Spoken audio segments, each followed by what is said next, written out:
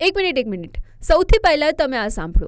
સારું ઉત્પાદન મેળવવું હશે, ઝેર વગરનું ઉત્પાદન મેળવવું હશે તો માત્ર પ્રાકૃતિક ખેતી એ જ એનો વિકલ્પ છે. આ છે જૂનાગઢ તાલુકાના પ્રગતિશીલ ખેડૂત રમેશભાઈ સાવલિયા.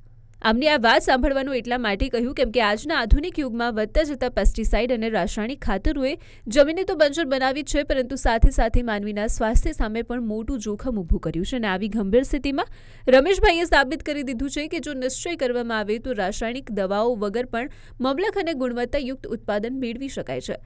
વર્ષ 2019થી રમેશભાઈએ પોતાની 20 વીઘા જમીનમાં પ્રાકૃતિક ખેતીનો મંગલ પ્રારંભ કર્યો હતો અને આજે તેઓ તેમના ખેતરમાં પંચસ્તરીય પ્રાકૃતિક ખેતી કરી રહ્યા છે, જેમાં એક સાથે અનેક પાકો લેવાની પદ્ધતિ અપનાવવામાં આવી છે. જો ફળોની વાત કરીએ તો જામફળ, કેળા, ચીકુ, સંતરા અને મોસંબી જેવા ફળોનું અહીં મબલખ ઉત્પાદન થઈ રહ્યું છે. નવાઈની વાત તો એ છે કે આ ફળોની હરોળમાં જ લીંબુ, આદુ, લીલી હળદર, ટમેટા, મરચાં અને કોબી જેવા શાકભાજી પણ કોઈપણ ઝેરી દવા વગર લહેરાઈ રહ્યા છે. રાજ્ય સરકારના પ્રોત્સાહન અને રમેશભાઈની 5 વર્ષની મહેનતને કારણે આજે તેમનું ખેતર એક મોડલ ફાર્મ બની ગયું છે. ઓછા ખર્ચે વધુ ઉત્પાદન અને તેનાથી પણ વધુ આવક મેળવીને તેઓ અન્ય ખેડૂતો માટે પણ પ્રેરણા સ્ત્રોત બન્યા છે. અને તેમનું માનવું છે કે જો આપણે ઉત્તમ રાષ્ટ્રનું નિર્માણ કરવું હોય તો પ્રાકૃતિક ખેતી અપનાવવી અનિવાર્ય છે.